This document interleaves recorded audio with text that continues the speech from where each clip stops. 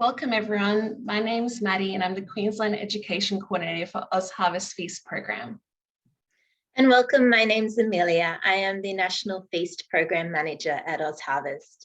Thank you all so much for joining us today to celebrate National Science Week.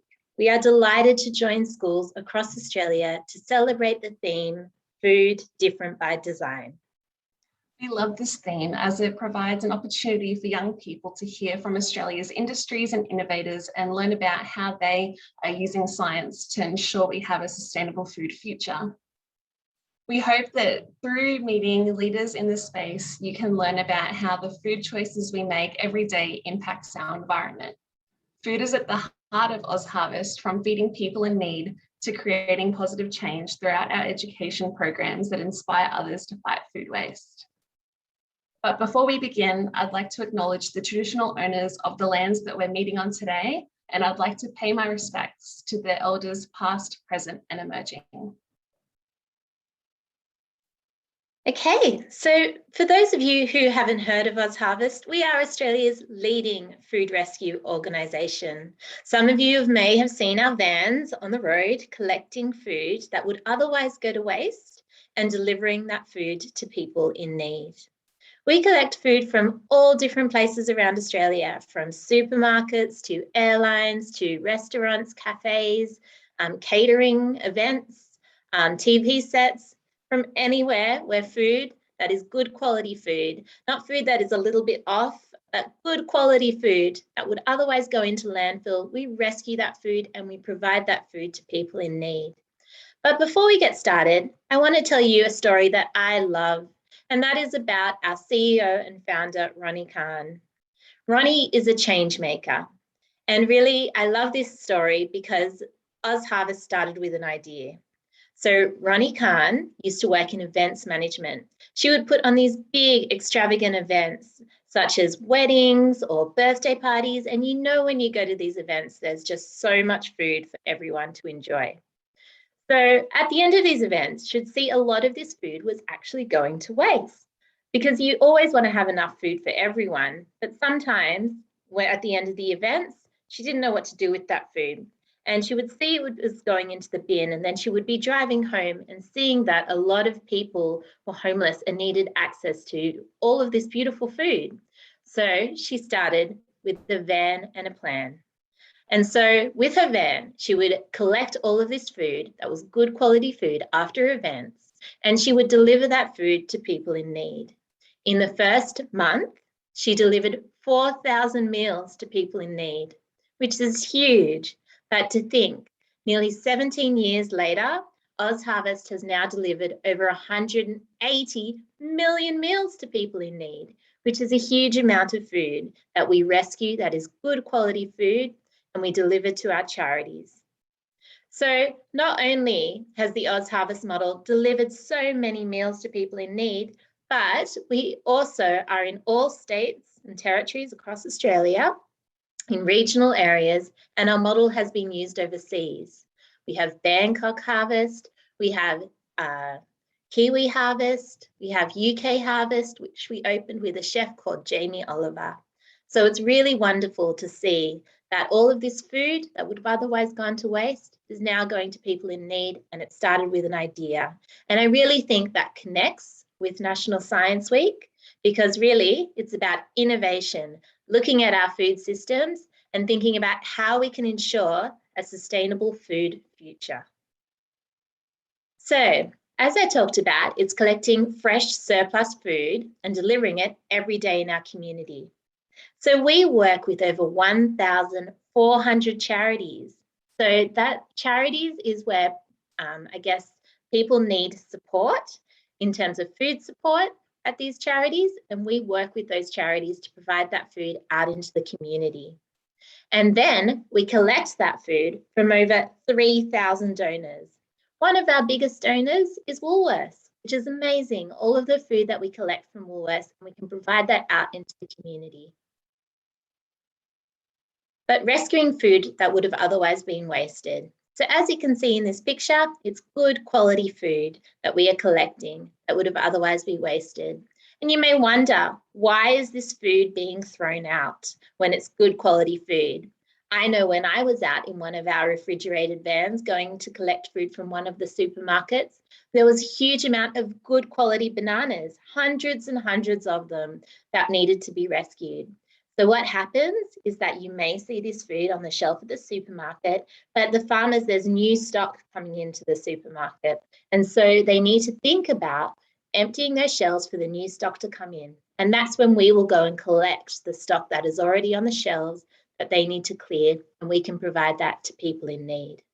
Another one is when I visit our OzHarvest headquarters, which is where OzHarvest started in Sydney, Alexandria.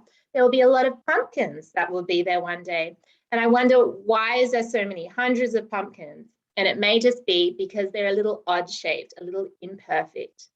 And with that, OzHarvest is always looking for innovative ways to work with our farmers and stop food from going to waste.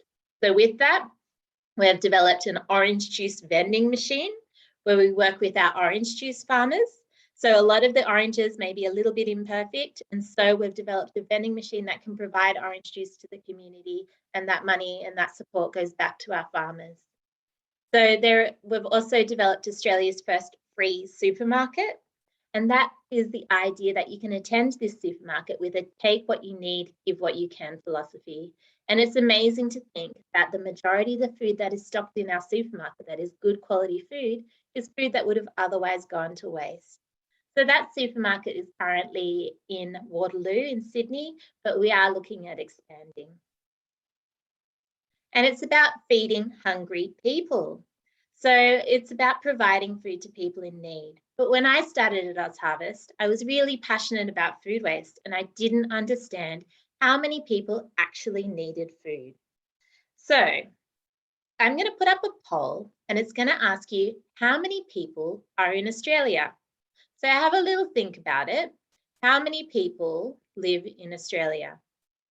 Or talk to your classmates, or talk to your family members if you're learning from home.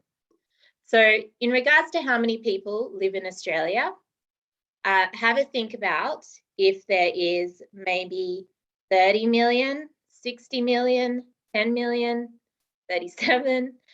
Have a vote and think about it. And then we're going to have a look after the poll. I'll tell you the right answer. Wow, so we can see that there's a lot of different answers. And I find it really interesting when we can see how many people live in Australia. So we can see from the answers that 56% of you have said 26 million, and that's correct. So there is near 26 million people who live in Australia. But really, what I find so, mind-blowing is in a country where we produce so much great quality food, we are really a lucky country to have access to beautiful fresh fruits and vegetables. There are 5 million Australians who are food insecure. I'll just share those results. So yeah, 56% of us said 26,000. And 5 million people are food insecure. Really, I think that that is a huge amount of people who don't know where they're going to get their next meal. That's 1 in 5 children go hungry. They don't know when they're going to have their next dinner or breakfast and starting their school day without food. So a lot of what OzHarvest does is also works with schools, and we provide food to schools so that that food can be available at the office so that students can have a healthy meal to start the day. Because you can imagine, I'm sure some of you may have skipped breakfast, you may have that grumbly tummy feeling, not knowing when you're going to get your next meal or recess. But I think that, it's very hard to concentrate. So it's really important to be able to have a meal, to be able to fill your belly and to be able to concentrate in class. So really, I think it's also to think about that there are 5 million people in Australia who are food insecure. Our population is around 26 million people. But did you know in Australia, we produce enough food to feed 60 million people? That means nobody should go hungry, and we should look at ways to stop our food going to waste, our good quality food, and providing that to people in need. So I'm just going to move along to our next slide, because I think this is really something that I didn't know before starting at OzHarvest, is there's actually enough food in the whole entire world to feed everyone. We produce enough food in the world that no one should starve to death, no one should go to bed hungry. And that's really what our aim at OzHarvest is to do, is to provide this good quality food, not let it go to waste. And I think that links in to the idea that 1/3 of all food is wasted every year. Did you know that globally, half the fruit and vegetables that are produced actually end up in landfill because they may not fit the right specifications as to what a fruit or a vegetable should look like? It's a huge amount of food that is going to waste, and really, we can be part of the solution. Now, I'm just going to touch on the environmental impact of food waste, because really, I think that is part of what National Science Week Food by Design is about, because food waste is really impacting our environment and it contributes to climate change. So wasting food, it's not just about the huge amount of food that is being wasted and the impact that a lot of people need access to the food, but also, the environmental impact. And I brought my burger here today to talk to you about that. So wasting food wastes everything. So have a little think about all the resources that go into producing food, and I'm going to discuss about those resources. So if you can think of my burger here, and you can think of the first layer of my burger, the burger bun, we need to grow something in order for that burger bun to be produced, and that is wheat. I once attended a school where they thought that bread came from a bread tree, but no, there's a whole lot of things that go into producing our bread. So wheat needs, and I'll go to our first slide, water. Needs the water in order to grow the wheat, in order to be able to harvest it and turn that into flour. And really, I think with that is the understanding that when we waste our water, we're wasting a huge amount of our fresh water that could otherwise be used as drinking water. So 21% of fresh water goes into our food production. Now, I'm going to ask you another question about my burger. And I think I'll touch firstly on the understanding that we need to grow our wheat for our burger bun, but also when our poll question comes up, we're going to look at how much water actually goes into producing one burger. So how much water is needed to make a burger? And I think a really interesting way is to think of it as though it was minutes in the shower. So how much water do you think? Look at it, we've got our lettuce, our onion, we've got our beef patty, tomato, cheese. All of these things take water to produce, especially our beef patty, because we have beef comes from, and sometimes the students get this wrong when I ask, but beef comes from cows, and we need to think about not only the production for the food for the cows, but also the beef of feeding, well, to make the beef patty. So let's see. All right, nearly there. There's a few more answers. Now, share results. We have the answer. Oh, it's a close one, between 60 minutes and 90 minutes. So, but the winner is 90 minutes, said 36% of you. So let's see if you got it right. So moving on to the next slide. It is one burger is equal to a 90-minute shower. That's a huge amount of water that is going to waste. So next time when you're having your food and you are thinking you want to throw it in the bin because you're not hungry, think about all of the water that's gone into producing our food, and we really don't want to waste it. Our next one is wasting food also wastes valuable land. So when we grow our food, we need to think of the crops that go into producing our food. And there is a huge amount of our valuable land that is being wasted. 18% of our valuable land actually goes to waste due to the amount of food that is being wasted from those crops being grown. And you can think of our beautiful rainforests. Some of you may have heard of the Amazon rainforest, which we call the lungs of our earth, because we need the trees in those rainforests to be able to provide us with oxygen.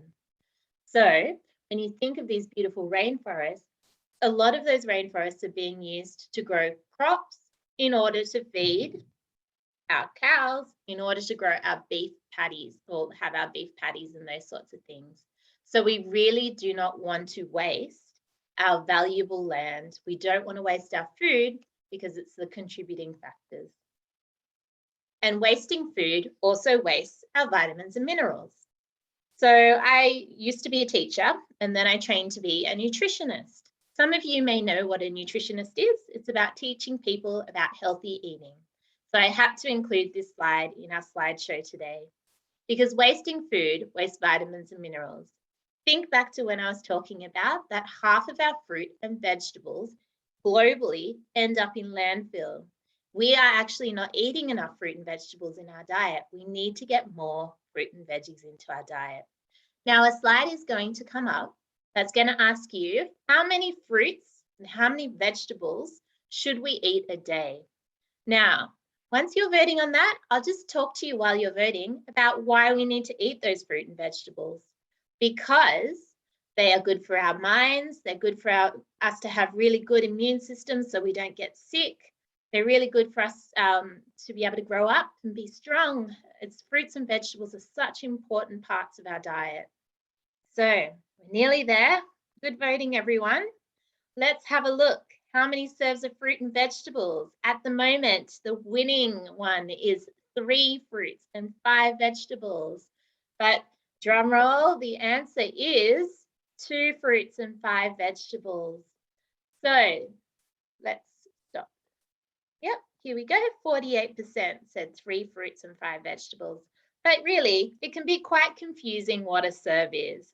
So a serve of fruit would be 1 banana and 1 apple, or 1 orange and 1 apple. 5 serves of vegetables is really, it's like a handful or a cup, half a cup. It depends on the fruit and vegetables that you're eating. Okay, moving on to our next slide. Now, wasting food wastes our farmers' labor, love, and time. Now, thinking to yourself, or if you're in a classroom today, you could put up your hand if you know someone or if you yourself have grown your own fruit and vegetables. Because for those people who have grown their own vegetables, or they know someone who has, you know that there's a lot of labor, love, and time that goes into producing that food. For me, I visited a school where they had an apple tree. They said it took them 5 to 6 years to grow that apple tree in order to be able to get the apples to be able to eat them. Now at OzHarvest, our vans come, they go into the warehouse, and every day there's apples that are being rescued that can be provided out to schools. It is one of the main things that we collected from airlines in order to be able to provide out to schools is the apples. So it's a lot of labor, love, and time goes into the food that we produce. Now, usually when I'd be in a classroom, I'd get you to share what fruits or vegetables you're growing at this time. But maybe after this presentation, you could share that with a family member or with your teacher, because it's really interesting to hear what is growing at the moment, because fruits and vegetables and our farmers really grow their fruits and vegetables according to the seasons. So it's really interesting to hear what is available at the moment and to think about that next time we go into the shops, because it comes back to all of the resources that go into producing our food, because sometimes the food that we could see in the shops is actually coming from overseas because it's not in season in Australia. So there's a lot of transportation that it takes for us to get our food. And I'm going to show you a little film in a while about the life of a strawberry, which shows everything that goes into producing our food. Okay, so another poll question is going to come up, because really we're food by design, but we're thinking about the environmental impact of our food. So food waste is filling up landfill and we're running out of space. When food is collected from your home and it goes into the bin, it goes into landfill. All of the food gets put into landfill and all of the garbage gets piled on top. So what gas does it produce? The poll question is going to come up and I'll read it to you. But what gas does it produce when food is left to rot in landfill? So there's lots of different gases that are produced, and this is National Science Week. It's interesting to think about it, but there's a specific gas that is harmful to our environment that is produced from food when it goes into landfill? Okay, so this gas contributes to climate change, and we need to look at different ways of disposing of our food in order to be able to ensure that we have a sustainable food system and a sustainable environment. So the answer, 44% of you said methane. You are correct. It is methane, is the harmful gas that is produced when food is left to rot in landfill. So we're going to move on to our next question, because it's going to look at different ways we can avoid food from rotting in landfill, but it also gets you to think about how long it takes for food to break down. Okay, let's move on. So if I had a lettuce and I put it into my plastic bag at home because I didn't want to eat the lettuce or the head of the lettuce, and then I tied it up and it went into the bin, the garbage truck came, took it away and took it to landfill. How long does it take for a lettuce to decompose in landfill? Here comes the poll question again. Let's think about it. Is it 25 days it would take for a lettuce to decompose, 25 months, or 25 years? For me, I know it takes a couple of days for my lettuce to get wilted in the back of the refrigerator when I don't eat it and I bring it home. But you know what a really good way to get it to, I guess, be crunchy again is to put it in some cold water for a little while.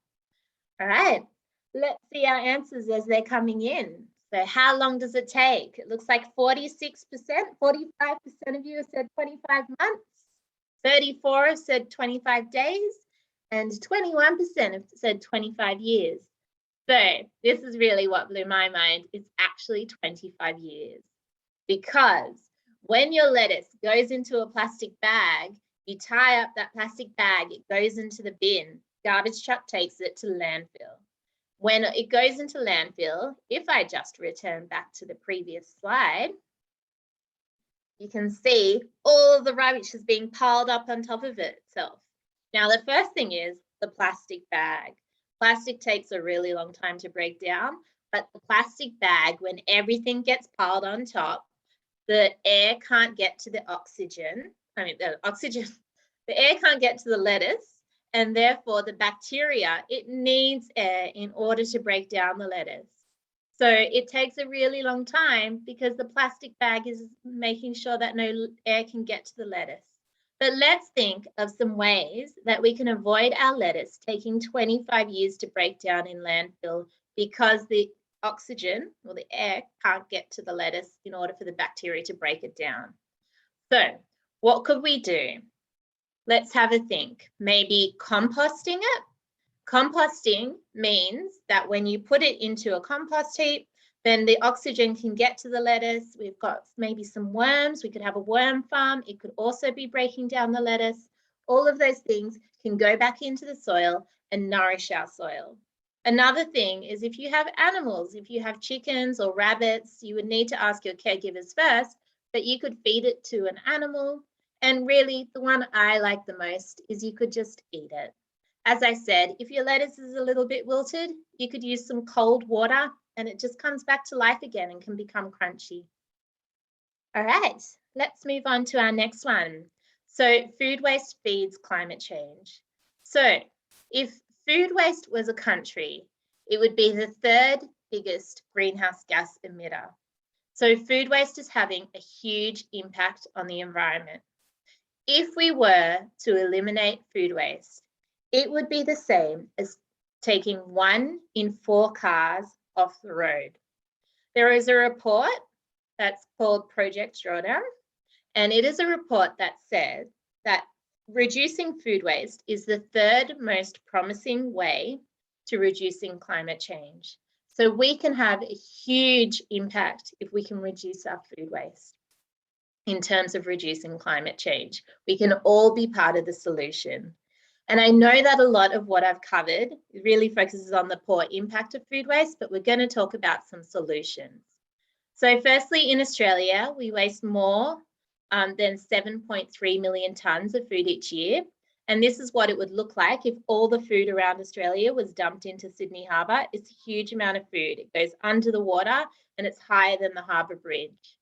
It's huge. That's nearly $20 billion we waste in Australia because of food waste. And this is good quality food. And sadly, food waste happens everywhere.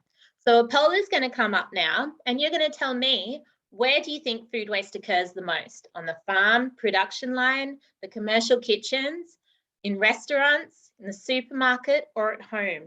Which one do you think it occurs the most in? So we can see there's a mixture of different responses coming in, but really we collect a huge amount of food from supermarkets. At Woolworths is one of our biggest partners, and it's fantastic that we can provide that food to people in need.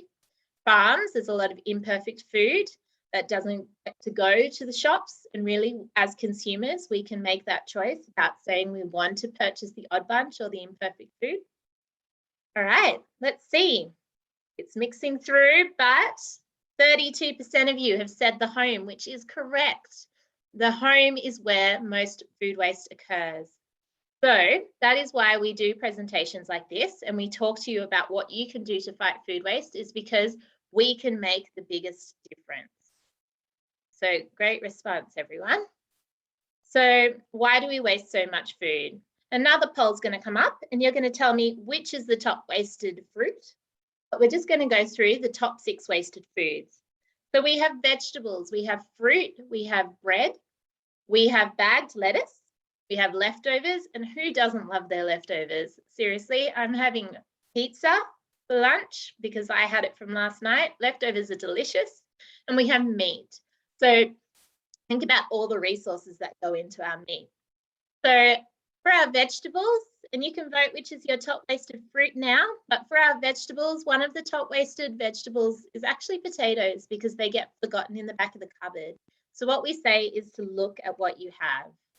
For our bread at OzHarvest, we get so many calls to pick up bread because a lot of shops think after one day they just want to dispose of their bread. But a really great thing we can do is freeze it. So let's see, what has everyone said is our top wasted fruit? Is it tomatoes? One of those trick ones, that tomatoes is actually a fruit. Is it oranges, bananas, or apples? Votes are still coming through, and the winner is, it's true, bananas. There's so many great things we can do with bananas. Banana cake, banana smoothies, banana split. Even freezing bananas and adding them to a smoothie makes them delicious. Now, we were going to play a movie, but we are short on time. So what we will do is we'll send this link in our email after this presentation. It is called The Extraordinary Life of a Strawberry, and it is available on YouTube if you're teachers or if you would like to have a look after the presentation. But I am going to pass over to our wonderful education coordinator, Maddie, to talk about some great solutions. Thanks, Amelia. So the good news is that most of the time our food waste is avoidable. It's just about getting into some good habits. So remember to love your food, don't waste it, and get everyone in your school and your family involved. So at school, we have lots of things that we can do. We can pack our own lunch.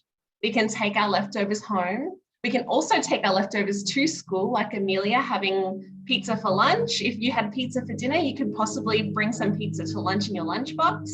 And we should always be composting the foods that we can't eat. So banana peels or the cores of apples, we should be composting those so they don't end up in our landfill. Also at home, we have a saying, and it's look, buy, store, and cook. So we need to look at what we already have in our home. So we look through the fridge and the pantry and the freezer. Then we write a shopping list and buy only what we need. Sometimes that's a bit tricky because when we go to the store, there's so many things that we might like to eat. But if we have a shopping list and we stick to it, we'll reduce food waste. We need to store our food correctly when it gets back home. A lot of the time, for me, for example, I lived in far north Queensland, and unfortunately, I had bread on the counter and the next day it was already moldy. So we need to make sure that we're storing our food correctly, putting it in the right spot so it doesn't go to waste. And finally, cooking food that needs to be eaten first. So I have a box in my fridge of all of the fruits and vegetables that need to be consumed first, and I try to make up recipes with those foods first. Also, another thing that we can do is love our wonky fruit and vegetables. So at Woolworths, they have the odd bunch, and they're all funky looking carrots and apples, and you can get them. They taste exactly the same, they're delicious, and you're helping to reduce them from going to food waste. And another thing that we can do is FEAST. So we love FEAST. FEAST is a curriculum aligned program for primary school students in year 5 and 6. And it focuses on healthy eating, food waste, and sustainability. At the beginning of the program, the students are challenged with coming up with a family cookbook that they can be proud published authors of at the end. It targets healthy eating and food waste. And not to forget, Maddie, we have our secondary program, which will be available next year. So just register via our website. All right. So I'd just like to say thank you to our schools and students for joining us today. And thank you to Zoom for making this presentation possible. If you have any questions at all from this presentation, please email us at feast@ozharvest.org. And if you would like to learn more about FEAST or our other programs or find out more resources for Science Week, you can go to www.ozharvest.org/feast. We hope you enjoy the rest of your National Science Week at school, and we hope and look forward to supporting you on your food waste journey. Thank you, everyone. Thank you. Have a great day, everyone. See you.